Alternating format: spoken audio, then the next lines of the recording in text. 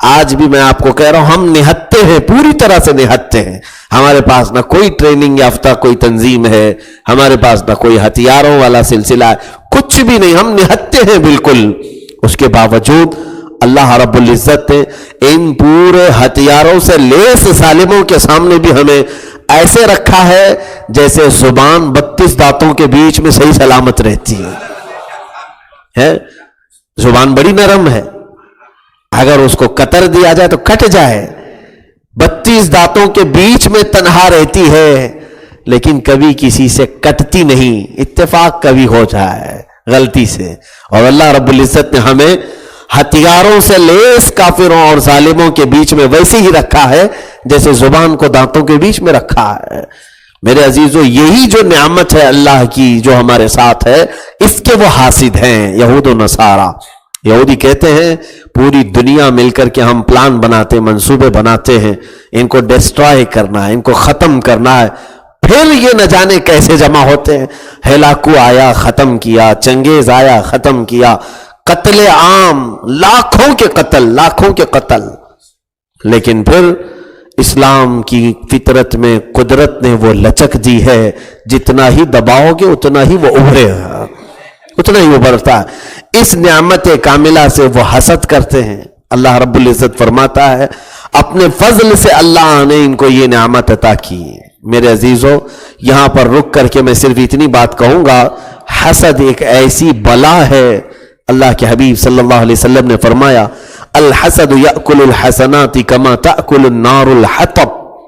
حسد نیکیوں کو ایسے کھا جاتا ہے جیسے آگ لکڑیوں کو کھاتی ہے. آپ سے اگر کہا جائے حسد کرتے ہو، جلتے ہو، کوئی نہیں کہے گا، کوئی نہیں کہتا میں کیوں حسد کروں گا، میں کیوں جلوں گا. لوگ اپنا کبھی بھی اس چیز کو ایکسپٹ نہیں کرتے، لیکن ہوتا ہے. نعمتوں سے حسد کرنا در حقیقت اللہ کی نعمت سے حسد کرنا، اللہ کی قدرت اور اس کی عطا پر تم ناراض ہو. کیوں ناراض ہو؟ رب تبارک و تعالیٰ نے کسی کو خوبصورتی دی، تم اس سے جلنے لگ گئے، حسد کرنے لگے. کسی کو اللہ نے مال دیا، تم اس سے حسد کرنے لگے. کسی کو مقام دیا، مرتبہ دیا، اس سے تم حسد کرنے لگے. کسی کو علم دیا، اس سے تم جلنے لگ گئے. کچھ لوگ بنا کسی مطلب کے دشمنی کرتے، اسی کو حسد کہا گیا ہے. بنا کسی مطلب کے، ان کو کوئی بھی تکلیف نہیں ہے، لیکن دل کے اندر جو کڑن ہے، حسد ہے، یہ بہت ہی خطرناک بیماری. حتیٰ کہ بزرگوں کے اقوال کی روشنی میں یہ کہنا چاہتا ہوں، کینسر صحیح ہو سکتا ہے لیکن حسد صحیح نہیں ہو سکتا. شیخ سعدی رحمت اللہ علیہ نے فرمایا بمیر کتاب رہی، اے حاسد، حسد کرنے والے، اگر تیرا علاج ہو سکتا ہے تو صرف موت ہے. تو مر جا تو ہی تجھے شفا ملے گی. یہ بیماری ہے، یہ حسد کرنے کی بیماری جلدی نہیں جاتی. اس کے لیے کچھ ٹپس میں آپ کو بتا دوں. جب بھی کسی کو اچھا دیکھو تو رب تبارک و تعالیٰ کی بارگاہ میں صرف اتنی دعا کرو کہ اے اللہ جو تو نے اسے عطا کیا ہے وہ اور مزید عطا فرما دے، اس کو مزید دے دے. اس کا بدلہ یہ ہوگا کہ حدیث میں ہے جیسے ہی تم نے اس کے لیے دعا کی، اللہ تعالیٰ 2 فرشتے تمہارے سر پہ اتارتا ہے، اور وہ فرشتے یہ کہتے ہیں کہ مولا اس نے جو اپنے بھائی کے لیے مانگا ہے وہ ڈبل ہی سے عطا کرتے ہیں. تم اس کے لیے دعا کر رہے ہو اور فرشتے تمہارے لیے دعا کریں. تمہاری دعا کا مطلب پتہ نہیں ہے، لیکن فرشتوں کی دعا تو اللہ قبول فرمائے گا. سب سے بہترین ہی ہے، اگر کسی کے متعلق کچھ سنو تو دعا دے دیا کرو. حسد کی بیماری نہیں آئے گی، حسد کی آگ میں نہیں جلو گے کسی کے بھی متعلق. اور یہ چور راستہ ہے شیطان کا، حسد اسی راستے سے داخل ہوتا ہے، لوگوں کو کھا جاتا ہے، نیکیاں ختم کر ڈالتا ہے. دیکھیں آپ جس سے بھی آپ حسد کریں گے اس کا کچھ بھی نہیں بگڑے گا، تمہاری نیکیاں سب ٹرانسفر ہوتی ہوئی چلی جائیں گی. 4 لوگ بیٹھے، غیبت کا کٹا سجا ہوا ہے، میٹنگ چل رہی ہے فلاں کے معاملات لے کر کے. ارے وہ آج جو پہنچا ہے نا، ہم کو سب معلوم ہے کون سی کمائی سے آیا ہے، اس کے ساتھ 2 نمبر کے ہیں، وہ ہے یہ ہے. اگر ہو یا نہ ہو تم اس پر بلیم کر لیے، اس کے اوپر حسد کیے. ارے آج یہ اتنا جو چہچہا رہا ہے، اڑ رہا ہے، ہم جانتے ہیں اس کا پہلے کا کیا کیا تھا، سب کرتوت ہم جانتے ہیں. تم نے حسد کیوں کیا؟ یہ حسد کی بیماری شیطان کی ہے اور یہودیوں کی سب سے خطرناک عادت حسد جو میرے آقا سے انہوں نے کیا، اسی وجہ سے اللہ نے ان کو ایمان کی دولت سے محروم رکھا. حسد. اگر حضور صلی اللہ تعالی علیہ دیکھیں جنگ کیا ہے ابو سفیان نے حضور کے ساتھ، خالد بن ولید نے جنگ کیا ہے حضور کے ساتھ، جنگ احد میں مقابلہ کیے ہیں، اس کے باوجود اللہ نے انہیں ایمان عطا کیا، ہدایت دی. اس لیے کہ ہو سکتا ہے وہ اپنے نظریات کی لڑائی لڑ رہے تھے، لیکن یہود ایمان نہیں لائے. جو وجہ یہ تھی کہ وہ جان کر کے حسد کر رہے تھے، حضور صلی اللہ علیہ وسلم کو جان کر کے حسد کر رہے تھے. ساری چیزیں معلوم تھی، حضور کو سب سے حسین و جمیل دیکھتے تھے، اس کے باوجود کہتے تھے کہ وہ بدصورت ہے. معاذ اللہ رب العالمین، نعوذ باللہ من ذالک. تو یہ حسد تھا، ساری چیزیں نظر آنے کے بعد بھی اس کی اچھائیوں کو کھا جانا. میرے عزیزو، اب جس سے حسد کیا جا رہا ہے اس کو خوف کرنے کی ضرورت نہیں. امام غزالی رحمت اللہ تعالی علیہ نے فرمایا، جب اللہ رب العزت کسی کے مرتبوں کو بڑھانا چاہتا ہے تو پہلے اس کے حاسدین پیدا کرتا ہے. حاسدین اس کے جیسے بڑھنے لگتے ہیں، اس کا مقام بلند ہوتا ہے، کیونکہ وہ بیچارے فری میں سارا ڈاٹا ادھر ٹرانسفر کر رہے ہیں. ہوتا ہے ایسے. تو کئی مرتبہ ایسے معاملات ہوتے ہیں کہ دل میں یہ سکون بھی ہوتا ہے. میرے عزیزو، اگر ہم اپنی بات کریں، ہم اپنے گناہوں کے اعتبار سے کب کے پکڑے جائیں اللہ رب العزت کی بارگاہ، لیکن کچھ لوگوں نے ہمیں گالی دے کر کے، کچھ لوگوں نے حسد کر کے، کچھ لوگوں نے جلن کر کے کچھ چیزیں ہمارے پاس ویسی پہنچائی ہیں، شاید اسی وجہ سے اللہ رب العزت معاف کر دیتا ہے. قیامت کے دن بھی یہی چیزیں ہوں گی. جتنے لوگ تمہاری غیبت کرتے تھے، جتنے لوگ تمہارے سے حسد کرتے تھے، قیامت کے دن وہ بھی کھڑے ہوں گے. ایک ذرہ بھی اللہ نہیں چھوڑے گا. فَمَن يَعْمَلْ مِثْقَالَ ذَرَّةٍ خَيْرًا يَرَهُ. جس نے ذرے کے برابر، ذرہ کہتے ہیں وہ رائی کے دانے سے بھی کم ہوتا ہے، کہا اتنی بھی نیکی کیا ہو وہ بھی ہم دکھائیں گے. وَمَن يَعْمَلْ مِثْقَالَ ذَرَّةٍ شَرًّا يَرَهُ. اللہ فرماتا ہے رائی کے دانے کے برابر بھی، ذرے کے برابر بھی اگر کوئی برائی کیا ہو وہ بھی ہم قیامت کے دن اسے دکھائیں گے. تم نے کچھ بھی کیا ہو، کسی کے متعلق حسد کیا ہو، وہ چیزیں وہاں آئیں گی اور اس کو حق دلایا جائے گا جس سے تم نے حسد کیا تھا، جس کی خرابیاں تم بیان کرتے تھے، جس کی غیبت تم کرتے تھے، اس کو ساری چیزیں تمہاری دلائی جائیں گی. اسی لیے اب اس کے احکام میں آلریڈی پہلے بیان کر چکا ہوں، کیا چیز غیبت میں آتی ہے، کیا چیز نہیں آتی ہے، کون سا حسد ہے، کون سا نہیں. اب مثال کے طور پر اگر میرے پاس تھوڑا بہت اگر علم ہے، اگر مجھ سے آپ حسد کر رہے ہیں تو جائز ہے، مجھ سے حسد کر سکتے ہیں. یا پھر کسی علم والے سے، اس کو حسد نہیں کہیں گے، اس کو رشک کہیں گے. اس لیے کہ علم والے کے ساتھ اگر آپ اس لیے رشک کر رہے ہیں کہ اللہ نے اس کو یہ دیا ہے، کاش مجھے بھی یہ چیز مل جائے، ثواب ہے. لیکن حسد اس وقت مانا جائے گا جب علم والے کو اس نیت سے دیکھیں کہ اللہ اس کو ختم کر دے، اس کو گرا دے. تم نے اگر دل میں برا ارادہ کیا تو وہی حسد ہو گیا. اب کسی مالدار کو آپ دیکھیں، بڑا پیسے والا ہے اور خیرات صدقات وغیرہ کرتا ہے، تو آپ دل میں رشک کریں، کیسا ہے میرا بھائی، اس کو اتنا سب ملا ہے، کاش میرے پاس بھی ایسا ہوتا تو میں اتنے خیرات کرتا. رب تعالیٰ کے حبیب صلی اللہ علیہ وسلم نے فرمایا ہے، تم نے ایسا ارادہ کیا، دو لوگ قیامت کے دن، سنیے بڑی میرے مولا کی مہربانیاں دیکھیں. ایک کو اللہ نے بہت مال دیا تھا، بہت مالدار ہے، سیٹھ ہے، غربا مساکین کو بہت تقسیم کرتا تھا، خیرات کرتا تھا، بہت ثواب اس نے کمایا.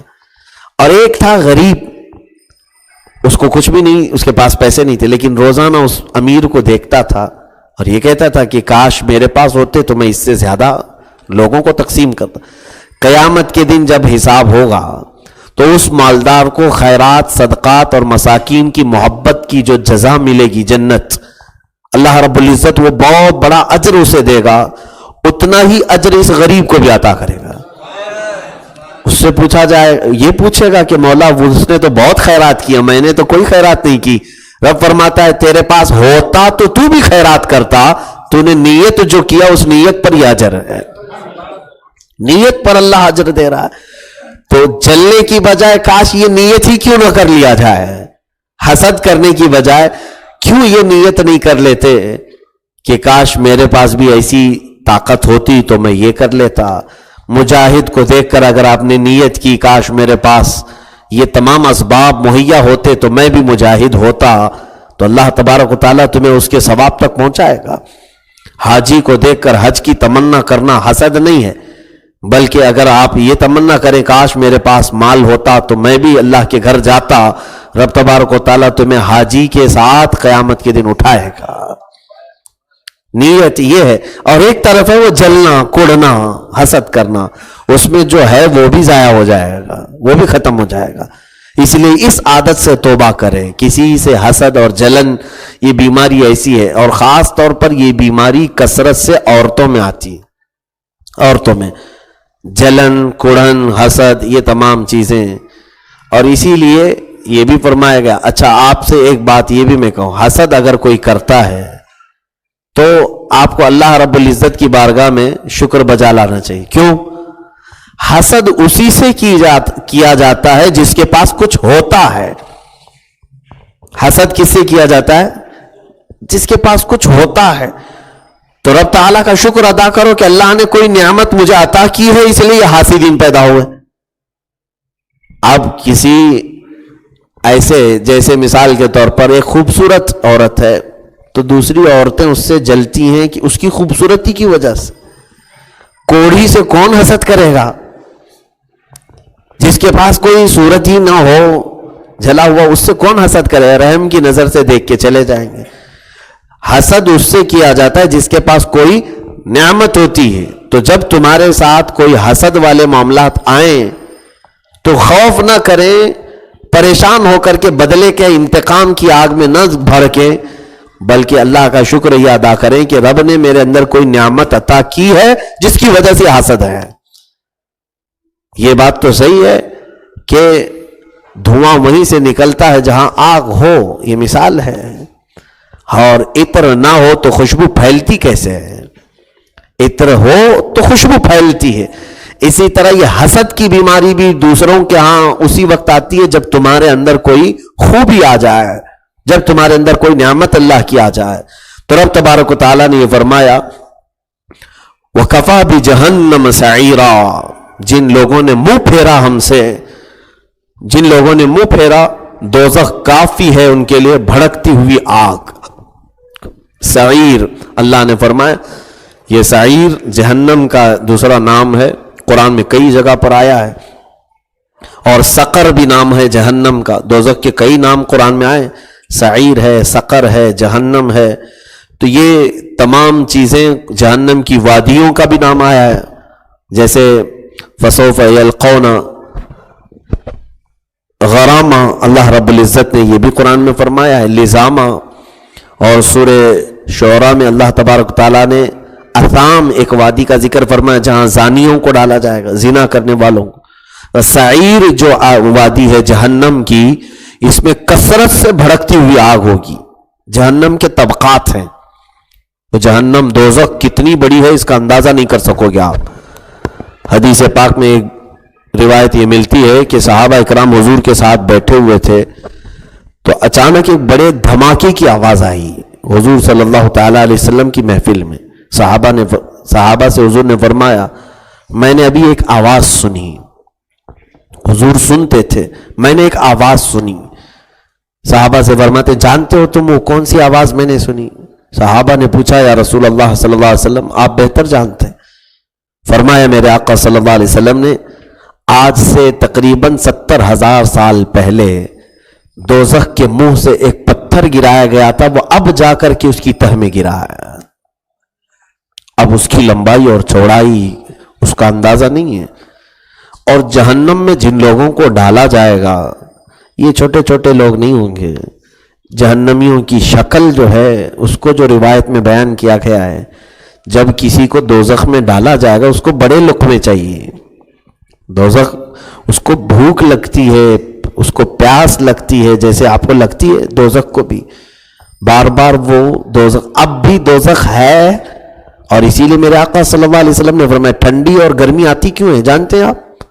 ان اشد الحر من فیء جہنم، اللہ کے حبیب فرماتے ہیں جہنم جو ہے پورے سال میں 2 بار سانس لیتی ہے. دوزخ جب وہ سانس لیتی ہے تو پوری دنیا میں ٹھنڈی، اور جب وہ سانس چھوڑتی ہے تو پوری دنیا میں گرمی پھیلتی ہے.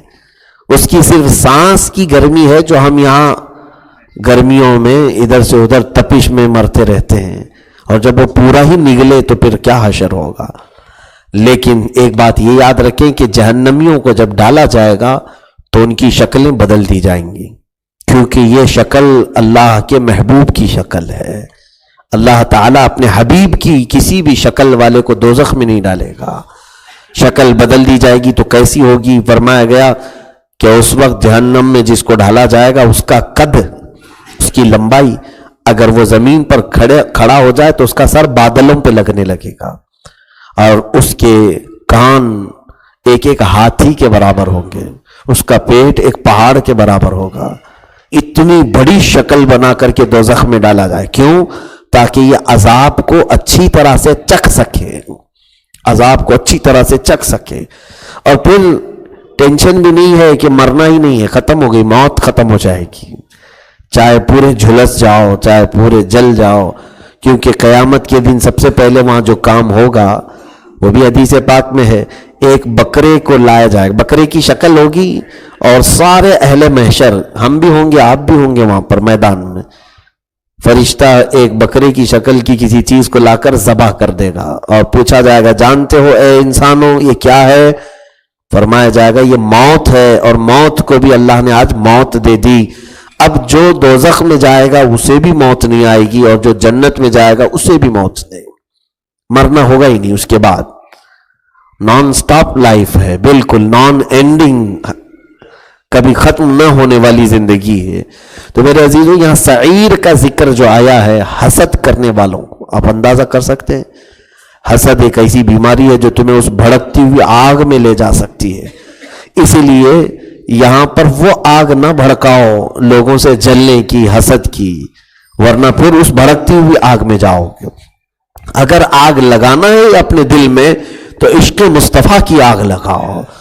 اے عشق تیرے صدقے جلنے سے چھٹے سستے، اعلیٰ حضرت نے فرمایا ہے اے عشق تیرے صدقے جلنے سے چھٹے سستے، وہ آگ لگائی ہے جو آگ بجھا دے گی.